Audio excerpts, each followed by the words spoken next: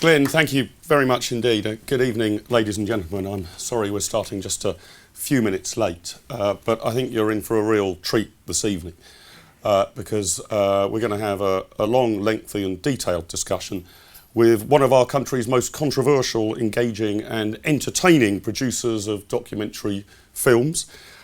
His day job is running a TV production company, WAG TV, which produces primarily for American broadcasters and is indeed the biggest single supplier of programmes for Discovery Channel International.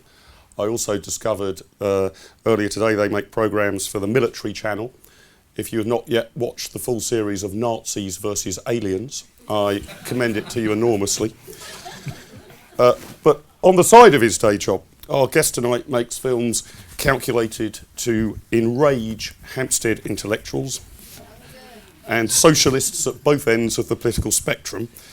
And he says, generally nice people with fashionable views who used to invite him and his wife to dinner parties in North London. His recent films, of course, include Britain's £1 trillion horror story, for which he was awarded the IEA's annual Free Enterprise Award. And most recently, of course, his obituary of Margaret Thatcher, Margaret, Death of a Revolutionary. Ladies and gentlemen, please welcome a good friend of the free market, a great ally of the IEA, ladies and gentlemen, Martin Durkin. Welcome. Well, the most important first question is, would you like a glass of white or red? Yeah, white would be lovely. Okay, excellent. To start with. Well, thanks for joining us, Martin. It's been a pleasure working with you and alongside you with some of the marvellous stuff that you've made for television. And I want to start by asking you a bit about portraying the message on television. Television is unambiguously, really, despite all of the sort of newfangled things like Twitter and the internet, is still the most powerful medium known to mankind. And given that the IEA's job is to promote public understanding of free markets, it's a medium that we need to get good at and get better at. I suppose some people might say about the IEA that we're a bit, occasionally can be a bit dry, literally, not just in the economic sense. We're very dry in the economic sense. Perhaps a bit earnest. Are we really able to bring our ideas and research to life? So tell us a little bit about how you approach that. How do you take free market ideas, often quite technical, controversial ideas, and bring them to the masses, give them mass appeal and accessibility? How do you approach that problem? Well, there are a few aspects to that. Obviously, partly having plastering interviews with IEA people all over the place, so it helps a great deal. Making it theatrical and fun and all that kind of thing. But I think one of the key things in terms of economics is making it human, and this is one thing that obviously the IEA I think excels at. But in TV terms, Keynesianism, I think oddly enough, has an interest in keeping things technical. Firstly, because they believe that the economy should be run by technocrats, and so they're keen on making themselves look rather clever. But also they're keen, I think, on hiding the reality of what they're doing, because a lot of Keynesianism involves a kind of violation against ordinary people. And what I think free market thinkers, the IEA, people like von Mises and Hayek and others do terribly well, is to make the story human. Not to humanise economics, because actually it is human anyway, but to bring that out. And so I'm thinking of pamphlets by people like Kevin Dowd, Private Money, and Hayek on the denationalisation of money. Actually, if you read those pamphlets, they're not about the money supply and so on. They're about the horror of governments watering down currencies and what that really means for little old ladies who are piano teachers and have put a bit of money aside and suddenly find the real value of their wealth stolen from them. I mean, that's a real human story. It's not a technical story. And so making economics human, I think, is an enormously important part of the process. And how do you persuade yourself that you haven't oversimplified, that you have been true and honest about presenting very complex things in a very simple way? I mean, I can remember very vividly your incredibly elegant explanation of what Keynesian fiscal stimulus is that you showed in Britain's £1 trillion horror story, whereby you take several pints of blood out of the left arm, walk round the patient spilling quite a lot of it, inject what's left into the right arm and call that a stimulus. What persuades you that, yeah, that's a fair way of actually summarising Keynesian fiscal stimulus? Well, the really nice thing about working in television is that I'm very boring, so I read interminable numbers of very boring books anyway. But when you work in telly, the lovely thing is you can ring people up and say, professors and people at the IEA, they say, oh, tell me about such and such. And they will. They'll say, they won't say, you know, join the bloody course or something like that. They'll give you time.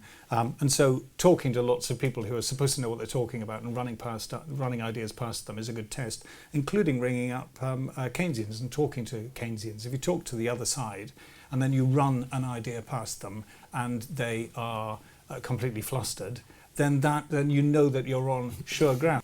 It also helps, by the way, in anticipation of making a film, obviously, say with £1 trillion horror, giving the IEA a ring, coming down, first of all meeting Philip and Richard for lunch, and then, of course, having a couple of sessions with all of you getting pie-faced in the pub, working out what we're going to say. That's the secret behind television, everybody, right?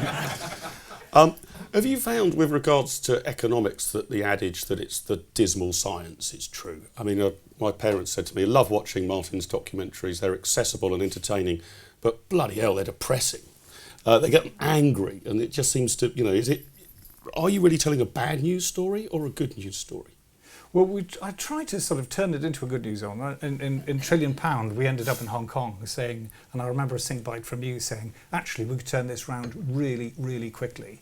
And I think that's true of real life. Actually, you can turn a situation around enormously quickly. I mean, you look at West Germany after the war. You know, if you've got a classical liberal chancellor suddenly come in and do the business, it's astonishing how quickly. Because economies are people doing stuff. And actually, if you have the framework in which people enthusiastically do stuff, exchange with each other their labour and goods and the rest of it, then things can happen enormously quickly. We're just going to play now the opening sequence from your November 2010 documentary, Britain's £1 trillion horror story, just to give an indication. I'm sure many of you have seen it. If you haven't, there's a copy on your chairs, just to give an indication of how Martin presented right at the outset the scale and nature of government spending in the United Kingdom. We are investing 7 times the amount the Tories were. Politicians keep talking about what they're going to spend, as though it's their money. Britain will be investing twice as much in our school children, 3 times as much in the NHS. Help with heating bills, insulation, social tariffs. 1 million pensioners' homes insulated. They haven't got any of their own money. Doubling of the science budget. Paid holidays for all workers. The government doesn't have any money of its own. Spending money. More. Spending free museum entry. They've got our money.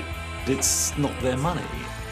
Today in Britain, the government spends more than all private individuals and companies put together.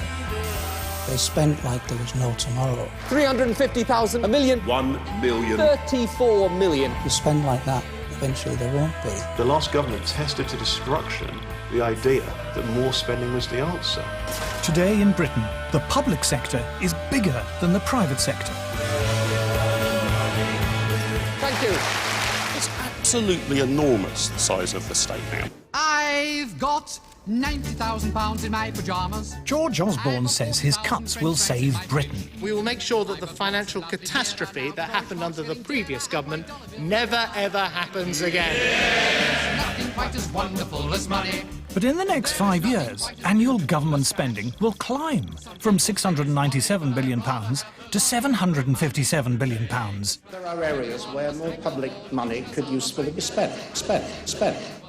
What the government describe as a cut are not what you and I would normally think of as a cut. More money, increases in spending. That increase in spending is not going to be enough. During all that time, we will be adding to the total indebtedness of the country. The cuts are too little, too late. We now have a national debt of £4.8 trillion.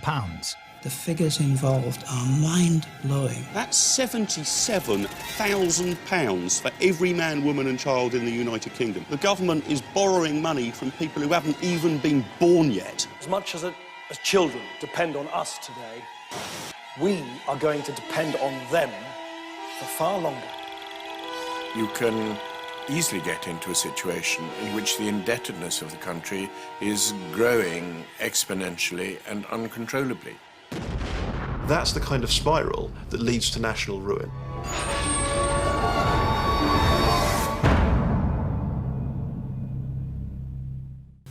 That's one of the things that you were trying to do there to be, well, provocative, I was going to say, but is it sort of counterintuitive as well?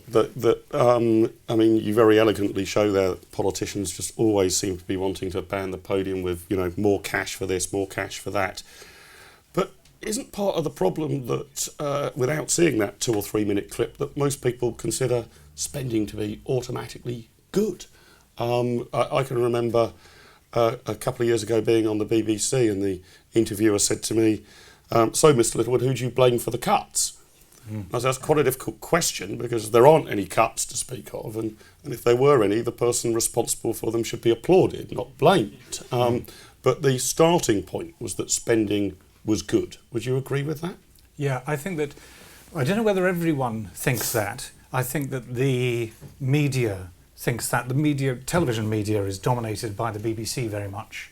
And my missus, who makes me listen to the Today programme every morning, which just does me no world of harm, because listening to James McNuckty or whatever he's called, you know, saying, you know, why are you making these cuts? Why, you know, everything. Oh, what was the story this morning about the free bank, the free currency, and this was just a money laundering scam, and how disgraceful, and how are we going to stamp this out? I mean, that worldview of the new class, of, you know, that the scientific, bureaucratic complex is beautifully expressed in the BBC and, of course, in The Guardian. And you see that also in the austerity, so-called austerity debate, because they define what we mean by austerity. You know, if you have a contemporary artist in Whitechapel who's had his grant cut, he regards that as austerity. But if you're a shopkeeper in Basildon whose taxes are paying for the damn ground, clearly, really, you think the complete opposite. In other words, if you've got big public spending and you're paying for it, that's what's austere. Austerity is when you have to pay vast amounts of tax. So with that sort of thing, I think we need to really argue strongly that the divisions have changed. If you like, there is a class conflict, but not in the old style. There is a class conflict going on in Britain, and it's between tax producers and tax consumers. And the line, we must draw the line more clearly about what's going on and say, you know, their austerity or ours when it comes to that debate. But I think that a lot of people don't buy into this idea that Gordon Brown splurging piles of cash is a good. The taxi driver on the way down, you know, was utterly down the line Thatcherite in his perspective on that, and I think we get a false impression of what most people think from listening to the BBC. Do you think that we have a problem though, that this is, I mean, it's been pointed out by a number of free market philosophers, but say Bastiat, for example, of this fiscal illusion that everybody knows they pay taxes, but you don't see it as clearly as you see the benefits you get. So, you know, you're able to point at that hospital or that school or that benefit check that's arrived, whereas the exact amount of tax we've paid on that bottle of wine or precisely what's coming out of one's paycheck, you only look at the bottom line anyway if you're on PAYE. Is that the problem? That people actually see the benefits and they don't actually feel the pain? I mean, to go back to your example of the sort of blood transfusion, it would almost be as if you didn't notice that people were extracting 3 pints of blood from your left arm, but you do notice when they're putting 2 pints of blood back into your right arm, and therefore you feel grateful for it. No, I think that's true, and obviously that's the role that the IEA has to play, and as far as possible, the odd person in the media. I mean, when it comes to housing, you know, so many people say, isn't it astonishing that houses are so expensive? And you try to say, actually, since the Second World War, land use has been nationalised in this country, and 90% of the population, literally 90% of the population has been crammed into 10% of the land. It's like we inhabit a little country like this. And no wonder house prices are very, very expensive. It's because of planning. It's not because of anything sort of mystical or out there. Evil private landlords, for example, are commonly blamed. Yeah. And so all the nonsense, when the BBC ran Britain from Above, it was so interesting. Had loads of people calling in because they no one realised how empty the damn place was. You know, you see it from there and you think, right, what are all these big, useless, subsidised flat fields doing all over the shop while we're crammed into this tiny amount of space? And those sorts of things, as you say, it's the what are the real relationships beneath the phenomena that we see. Let's turn to Margaret Thatcher and your quite brilliant documentary, Margaret, Death of a Revolutionary, which was broadcast the Saturday after her death. I think it was when it went out. And I should just say now that we'd hope to have copies available this evening for you, ladies and gentlemen, but I understand they only come off the production line tomorrow. However, if you would like to be sent a copy, if you leave your business card or postal address in the goldfish bowl on the table in reception, we'll make sure that we send you one. You put forward, again, a pretty controversial and definitely counterintuitive analysis, I'd suggest, in your Thatcher documentary, that essentially Margaret Thatcher wasn't a conservative. She was a revolutionary, almost a working class revolutionary, is how you portray her. Could you expand on that a bit and say how you reached that conclusion? Well, the pervy thought occurred to me earlier on, actually, when doing films about environmentalism. And it occurred to me then that it was a very odd sort of anti-capitalism that the Greens had. Because in the olden days, when it was red, we said that the thing about socialism is it'll outproduce the West, it'll outproduce capitalism, and the capitalism was causing the immiseration of the workers. And of course, capitalism didn't play ball, sadly, and the workers got a lot richer, which is why they didn't pay any attention to radical leftists.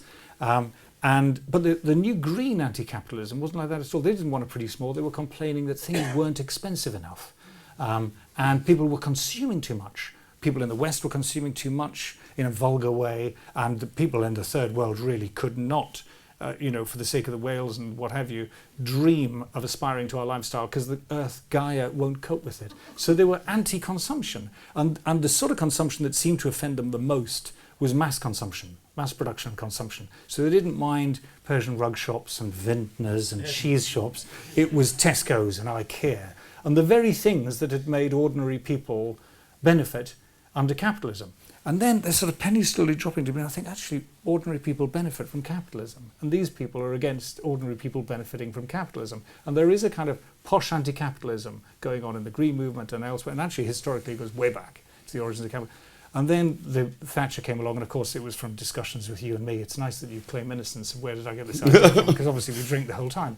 And it occurred to me that Thatcher was that, she was absolutely working class or, lower class, pro-capitalist, an economic liberal. And the biggest battle that she had, well, two battles she had. First of all was with the posh, statist One Nation wing of the Tory party, and another with the left, who were trying to, sort of keep the working classes to themselves. And she's so hated by the left because she stole working class voters from them. And working class voters knew what they were doing. Let's just see now how you started your Margaret Thatcher documentary. Let's see the opening sequence. When people are free to choose, they choose freedom.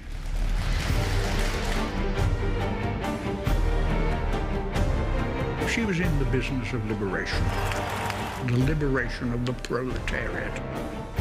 Thatcher was a revolutionary radical. The left portrays Margaret as an establishment figure, but she wasn't at all. We were radical against an establishment which we felt didn't share the spoils very well or very fairly. Margaret Thatcher was a subversive figure. We were a subversive government. This is the story of a working class revolution and the woman who led it.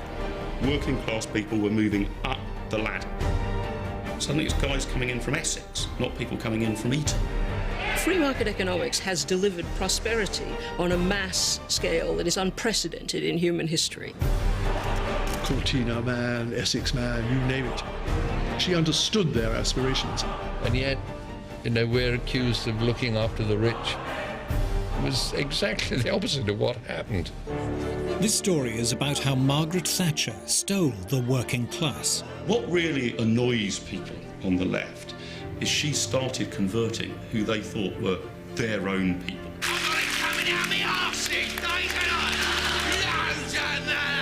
Selfish individualism is, I want something better for my children. I want something better out of my life than my parents had. If that's selfish individualism, roll on. This is the story of how the new prosperity and influence of ordinary people offended Britain's traditional ruling class. Suddenly these people who were supposed to be in the working classes are now driving nice cars, living in nice houses. Ordinary people were going into the same grocer's shops as they were. The Essex men, you know, with their flashy wives and their flashy cars, were just talked about as if they were vermin. This is a story about how the traditional Tory establishment turned on the revolutionary in its midst. She was turning the world upside down. After all, they were Conservatives. They didn't like change. Thrown out by her own toffs. The Tory party was taking its party back. This is the story of Margaret Thatcher. We will tell the people the truth, and the people will be our judge. That's a pretty powerful trailer, but over her 11 years in office, how revolutionary do you really think Margaret Thatcher was? Quite. Scale of, on a scale of 1 to 10? Well, if you see the list of things that were nationalised and the state of Britain before, I think that the change was enormously radical. And I think going back and saying, oh, she could have done this and she could have done that is sort of is carping. I think sort of given what she did, I mean, it was against what the political opposition that she was against as well. And there's always an irony in the criticism of Thatcher, because on the one hand, people say the thing is she would never compromise. But in fact, if you look back, in fact, she had to compromise all over the place. She achieved so much, but she had to compromise on so much. On such as? Well, I mean, you know, I'm sure she'd have acted more radically sooner on stuff than she did. But she couldn't because she was, you know, she had so few allies in her cabinet and in her government. I mean, the shocking thing going around, it was such a treat making the film because you go around and you interview loads of people who were just all these terribly important blokes on the telly when I was sort of, you know, a teenager in my early 20s, and suddenly I'm meeting them all for tea and sort of chin-wagging with them. But the really shocking thing was, I mean, apart from Norman Tebbit and Cecil Parkinson and a couple of others, you know, you could sense actually not many of these other people really understood what she was doing or was very supportive of her. And these were within the Thatcherites. God knows, I mean, once you get to the Wets and once you get to the Labour Party. So in fact, it was a very small number of people with think tank support. But I mean, that's only limited use when you're in there. We've got a question now that's been submitted actually by Philip Booth, our editorial director here at the IEA, about your film. And he asks, it was a paradox that Mrs. Thatcher was attractive to the better off working class, as you argue. And yet one thing that happened under her reign was that many working people in their 50s, not all in heavily unionised professions, lost their jobs and never worked again. Was this an inevitable side effect of her inheritance? Or could the different sequencing of policies avoided that problem? Is there any evidence that she was concerned about this? Or did she regard the unemployed in the early 1980s as essentially work shy? God, thanks, Philip. Well, I think that I don't. Well, there probably were a lot of work shy people about the place, such as the poison that seeps out of the welfare system. That happens.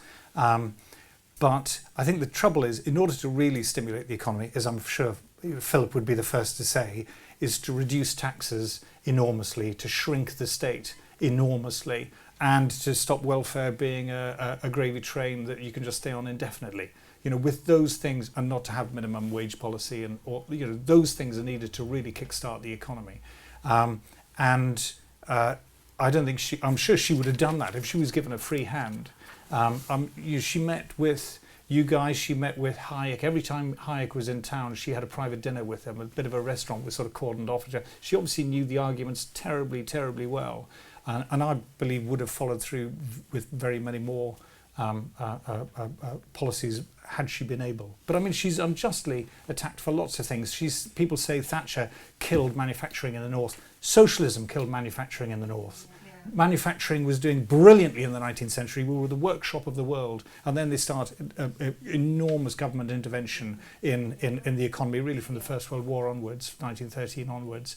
That, excuse my French, manufacturing. Margaret Thatcher didn't.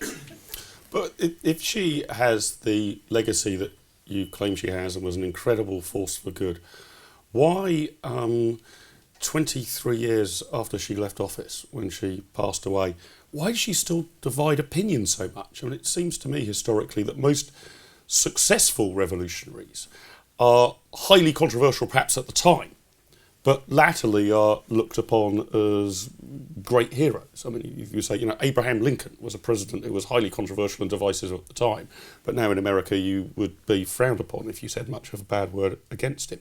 Why, after the death of Margaret Thatcher, did we sort of see again, it was almost like going back in time, a kind of snapshot of how divided opinion was back in the 70s and the 80s? Why don't you think there's now near universal acclaim for what she did?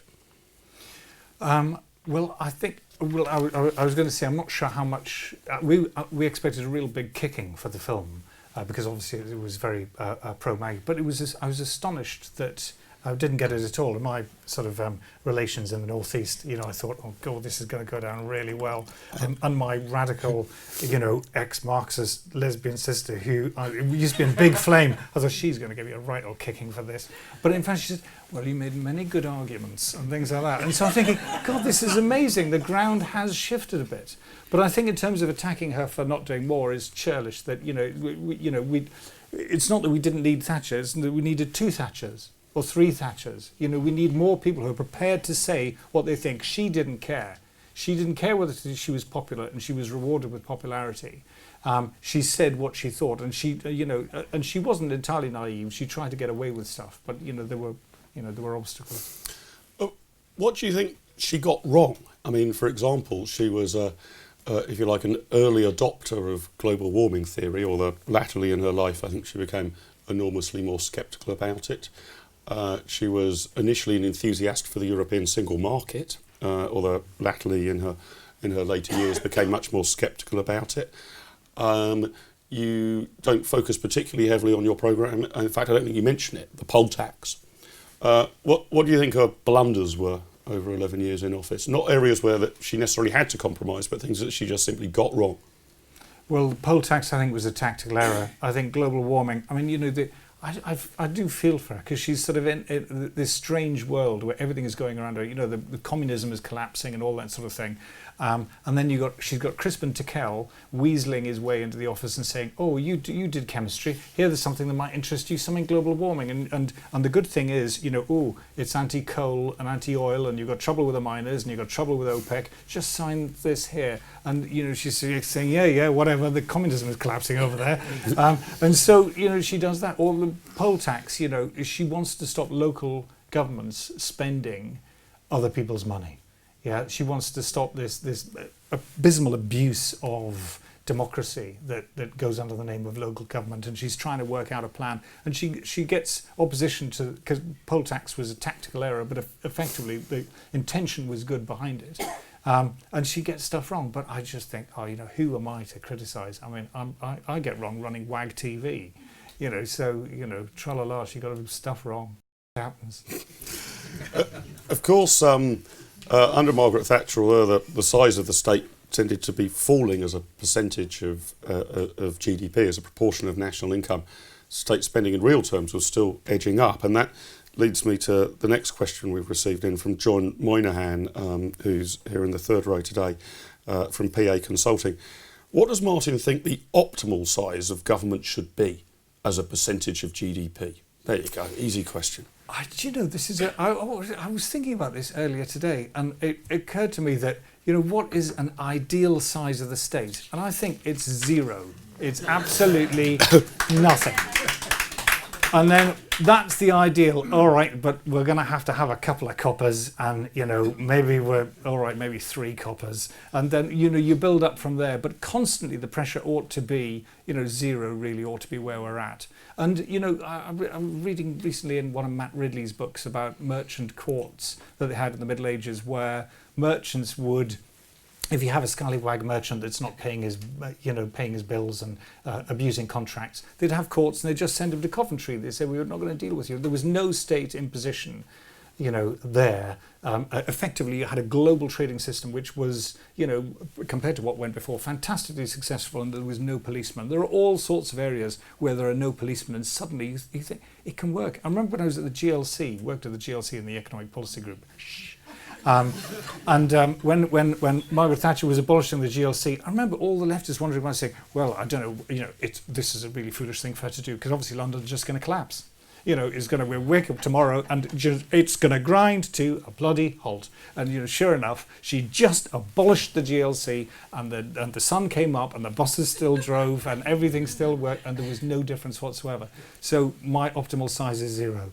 But I understand that Philip Booth and David Smith and others will say 27% or something.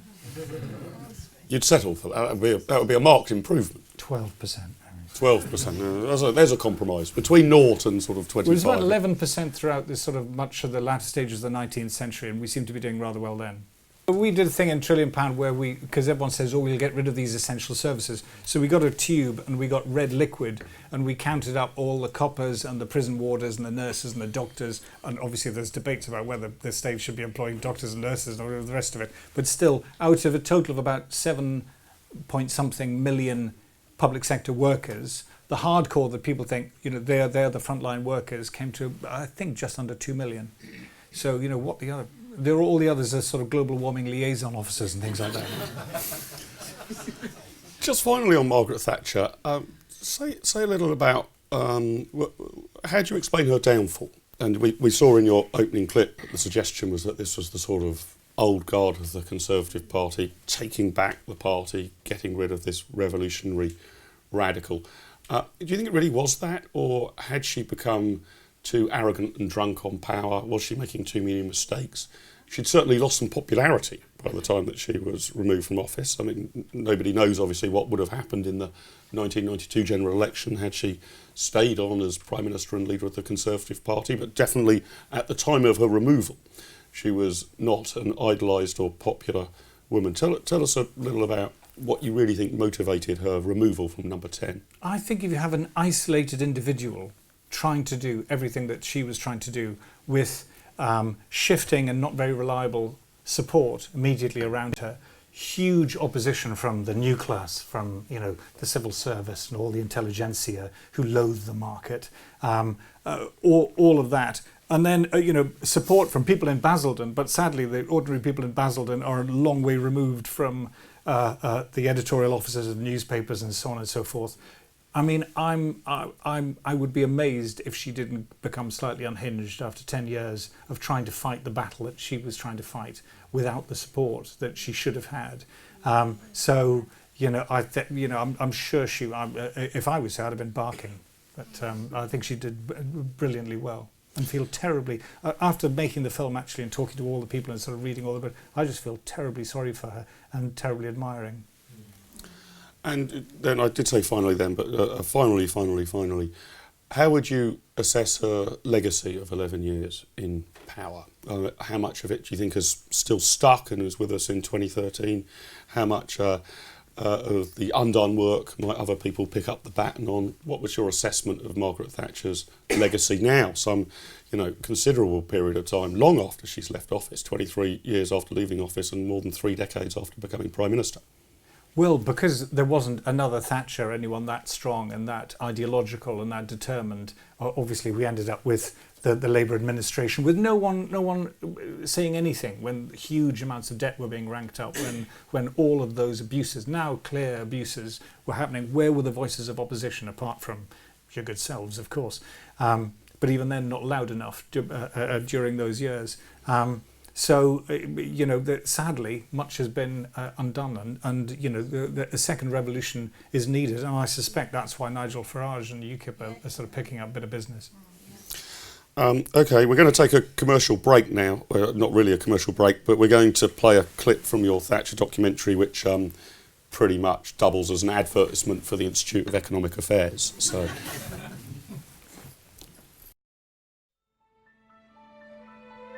In 1974, a small group of radical Tory MPs, led by Keith Joseph and Margaret Thatcher, decided that Britain was heading for economic ruin and that radical new thinking was needed. And this is where it came from. The Institute of Economic Affairs was established by two working-class radicals, Ralph Harris and Arthur Selden. And one of Margaret Thatcher speaking to Ralph Harris. And that's Arthur Selden there. I mean, looking at, they're hardly members of the establishment. Not exactly members of the establishment. This is a few people from basically pretty humble backgrounds. The founders of the IEA were joined by other working-class political activists. Alfred Sherman, a working-class Jew and former communist from London's East End, who became Margaret Thatcher's political mentor and speechwriter, and Madison Peary and Eamon Butler, who would help mastermind Mrs. Thatcher's privatisation programme. It was a notable fact about the free enterprise movement of the 1970s that most of its participants were not from the traditional Tory class at all. They're working class men, and men inspired by ideas, not obviously naturally within the reach of conservatism or the Conservative Party. Radicals, actually. Mrs. Thatcher and the founders of the IEA were inspired by the writings of an Austrian former socialist, Friedrich Hayek. Hayek had turned against his old socialist beliefs because, he said, although socialism promised to liberate and enrich the workers, it had in fact done the exact opposite. In Hayek, you actually have a former socialist who actually starts warning about socialism and sees freedom as the answer. Not conservatism, freedom. This is a question I should have tabled myself, but from Tom in Reading. What's your advice for the IEA? What do you think they have to do to find another Thatcher-type figure to embrace and take forward their free market ideas?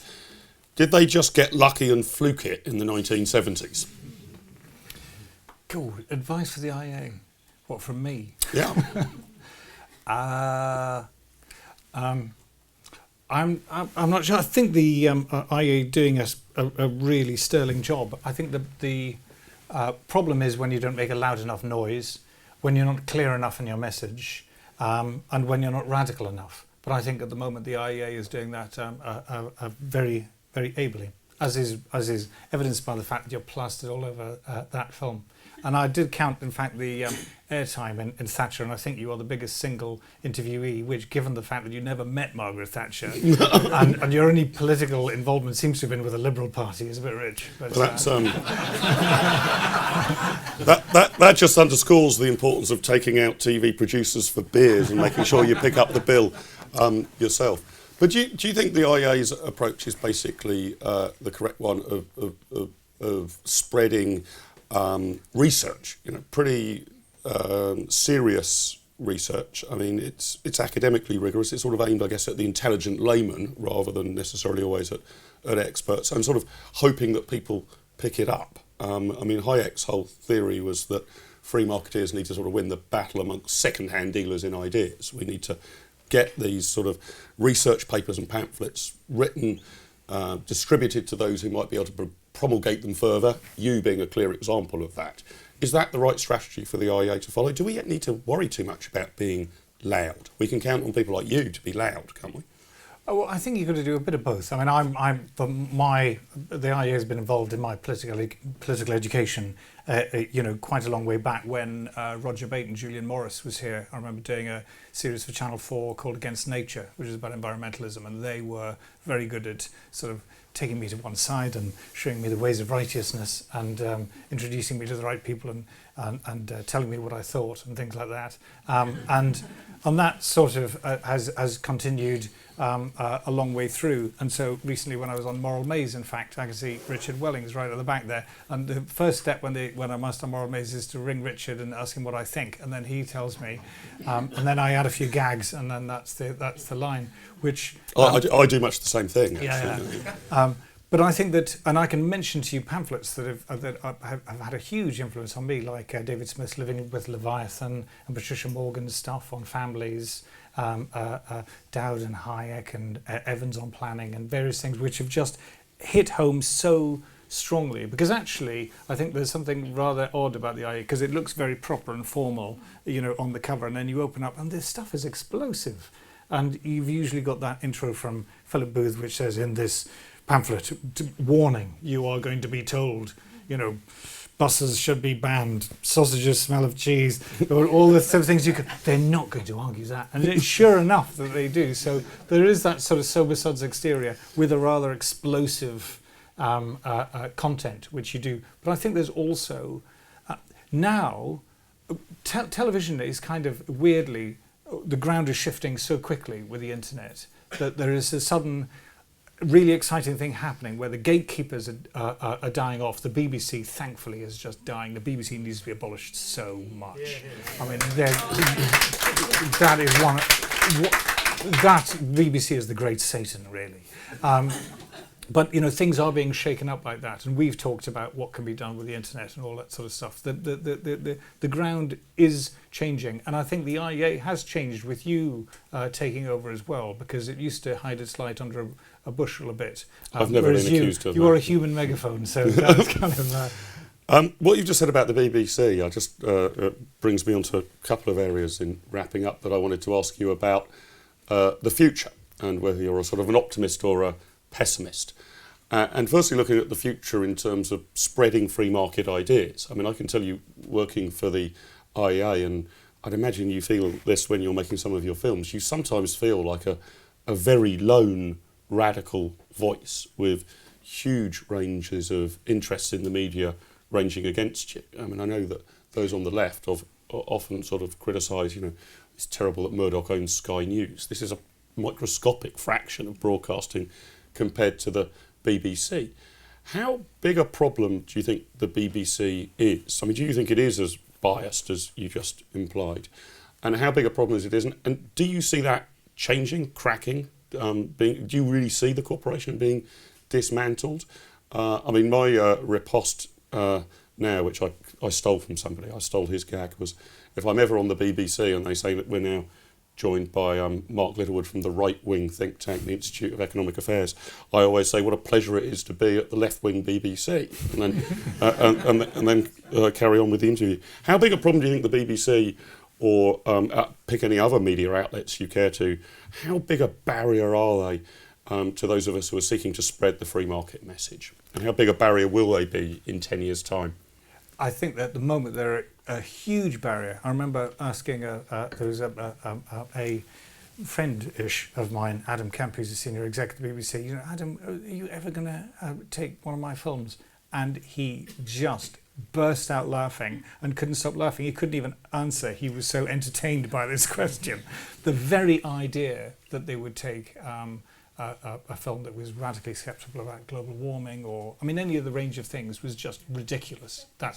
And the awful thing is the BBC dominates factual output on television so profoundly. As a news organisation, it's so huge. The only thing that can compete is ITN, which is a pathetic organisation in comparison, but no one else can compete. It has absolutely right. But when I look at newspapers, the BBC broadly represents Guardian opinion in TV form. And the people who run Channel 4 also do as well. It's very hard getting stuff even past Channel 4. Margaret Thatcher set up Channel 4 and said you've got to be a go against received opinion. That was her imposed remit on Channel 4, and it was only because of that I've been able to do films for Channel 4, actually. Thank you, Margaret, for that. But when you look beyond television, The Guardian is the worst selling broadsheet paper. The best selling newspaper of any description is the Daily Mail. That is what people think. And the most successful TV presenter, the most popular TV presenter on the BBC is Jeremy Clarkson. And they hate him. And on Channel 4, the most successful show historically has been Countdown with Richard Whiteley and Carol Vorderman. The trendy train-spotting Channel 4 execs just can't bear Countdown, but the audience love it. You know, every time, when I'm feeling despondent, all you need to do is get in a taxi cab and the taxi driver just makes you think, there is hope for civilization yet. And do you really think that, do you see some changes happening here? I mean, do you think the BBC will still be with us in its present form in 10 years' time? Not if I've got anything to do with it. And also technology hopefully will sweep them away. The problem is the exciting, the depressing thing is that the forces of opposition are great, because the new class, sadly, we don't have a name for them. There was the bourgeoisie and there was the working class and there was the middle class and all that sort of thing. But in fact, the tax-consuming class, that dollop of the intelligentsia, the public sector workers, workers so-called, all of that lot, we haven't got a name for them. I want a competition to sort of give them a name, because there's bureaucracy. We haven't got a really good one. We need to identify the enemy. And that's the problem is they are strong, and because there isn't a tag, a label on them, it's harder to fight against them. But the really exciting thing is that things are in the air at the moment. I mean, I remember Kevin Dowd saying, look, they've come to the limit. Look at the debt. Look at the state can't expand anymore. In a way, they have succeeded so far, like a sort of really greedy parasite. It's starting to kill the host. So in a sense, things have come to a head. Things have got to change, and we have got to get our act together in order to really intervene and change things. The exciting thing is that there's a battle to be fought. The depressing thing is there's an enemy to fight. Well, I wonder. I'm going to preempt this last clip just by speculating that perhaps some of the challenges that we face today are not wholly dissimilar to the position that we faced in the 1970s. And I think that it was in your film that Kilvin Mackenzie, amongst others, summed up and reminded people exactly how bad the 1970s were in many ways that we sometimes now overlook. If we can see this clip. Mrs. Thatcher's battle with the left over state control was in essence a battle between two different visions of the working class. According to the socialists, the working class was oppressed, and the source of that oppression was economic freedom. Their idea of progress was to have the working class living in state housing, travelling on state transport, working for state-controlled industries. Socialists fought not to change, but to preserve traditional jobs and working practices, and working-class communities, as they were called. And in post-war Britain, until Mrs. Thatcher came along, they got their way. It was so awful.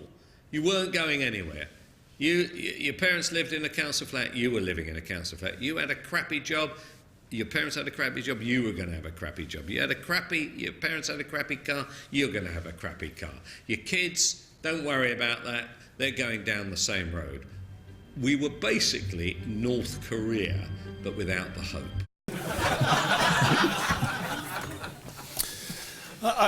I think it was Ralph Harris, the first Director General of the IEA, who also said at the time, when things were looking very bleak in the 1970s, cheer up, things can only get worse. And what he meant by that was that you needed these things to come to a head, actually, in order to get the solution.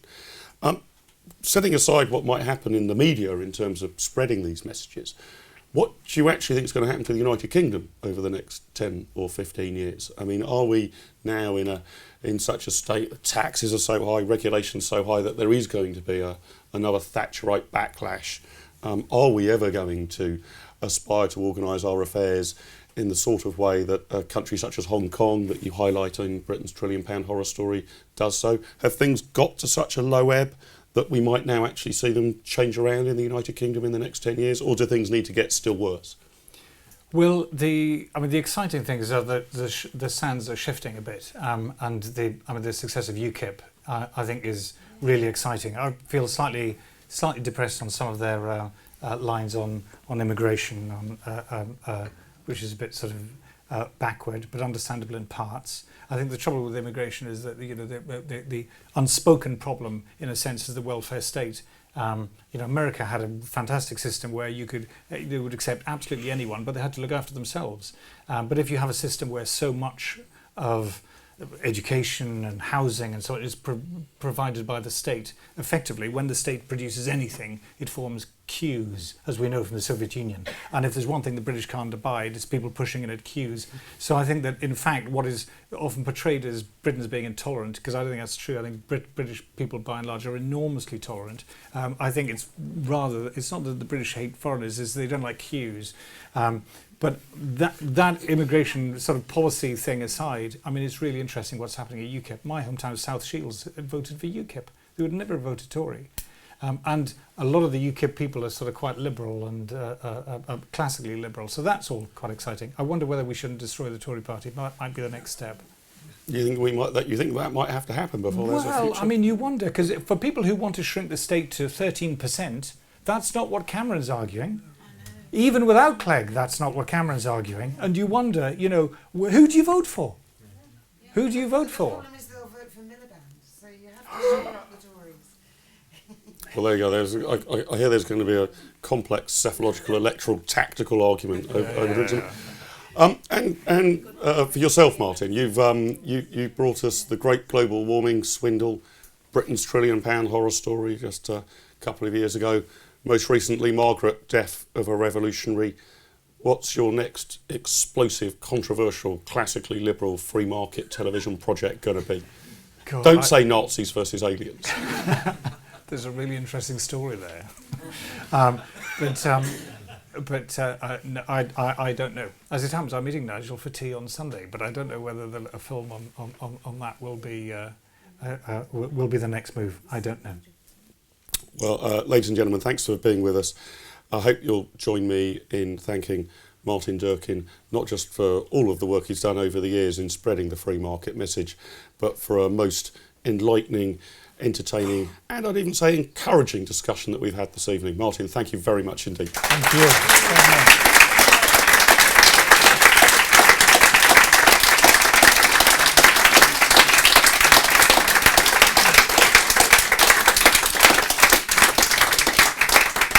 And if you'd care to stay for a drink and have a chat and discussion, that would be terrific. As I said, I hope you've got the DVDs. Do take those away. If you'd like to receive the Thatcher Margaret Death of a Revolutionary DVD, leave your details with us.